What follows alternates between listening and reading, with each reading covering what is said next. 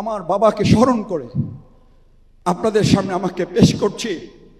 আমার বাবা যখন জেলখানায় আমাকে গিয়ে হুইল চেয়ারে বসা দেখেছেন,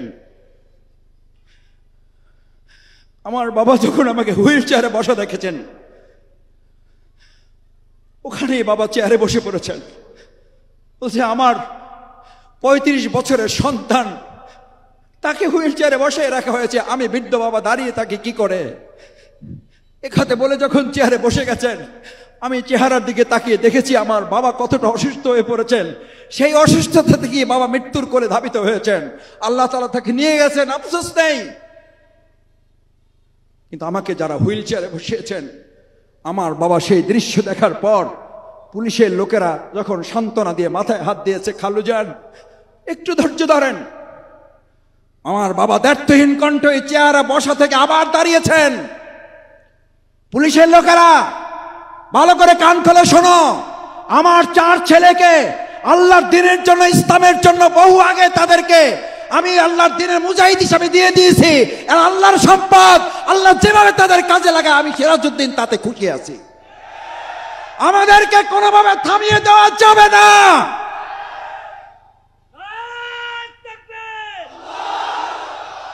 আমার ভাইয়েরা, আজ সালাতুল মাগরিবের আজান হয়ে যাবে।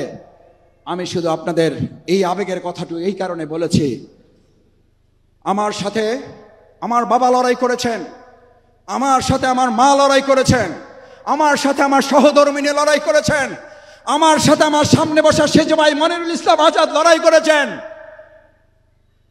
রাতের পর রাত বাড়িতে পুলিশ এসে বিরক্ত করত। আমি মাঝে মধ্যে বলতাম, ভাই তুই বাড়ি থেকে বাইরে হয়ে যা, আমি ওখানে গিয়ে থাকি, এত কষ্ট আর শুনতে ভালো লাগে না।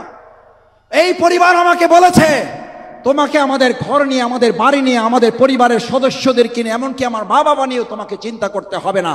আমার এই সেজ ভাই মনিরুল ইসলাম আজাদ আমাকে নিশ্চিত করেছে, যদি আমি বেঁচে থাকি আমার বাবা মা আল্লাহর উপর ভরসা করে আমি দেখে রাখবো, তুমি আল্লাহর দ্বীনের জন্য কাজ চালিয়ে যাও। আমার ভাইয়েরা, আমাদেরকে কেউ থামাই দিতে পারবেন না, আমাদেরকে ভয় দেখিয়ে লাভ হবে না। এই বাউফলবাসীকেও ভয় দেখিয়ে লাভ হবে না। আসুন সম্মানিত ভাই এবং বন্ধুগণ, এই বাউফলকে আমরা জনগণের 4.5 লক্ষ মানুষের মালিকানায় সুপর্দ করতে চাই।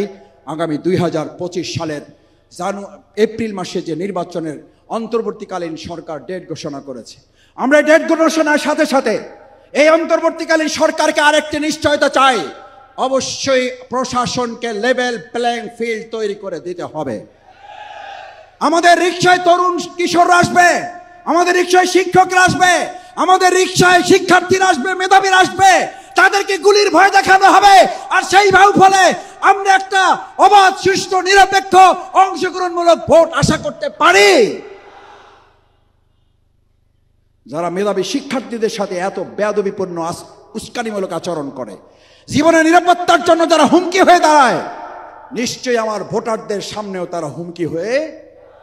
আমি তাদের কাছে অনুরোধ করি, আপনি যে দলের হন, যে মতের হন, আমি আপনার কাছে অনুরোধ করি, বাউফলের মানুষের সম্মান মর্যাদার দিকে তাকিয়ে আপনি নিজেকে সংযত করুন। না হলে অবশ্যই প্রশাসনকে অনুরোধ করব তাদের বিরুদ্ধে আইনগত ব্যবস্থা গ্রহণ করার।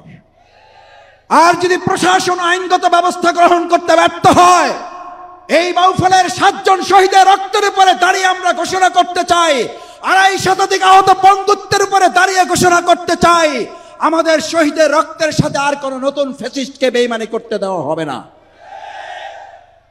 এই আহত পঙ্গুত্বদের বরণকারীদের সাথে আর কোন নতুন স্বৈরাচারকে বহন করতে দেওয়া হবে না।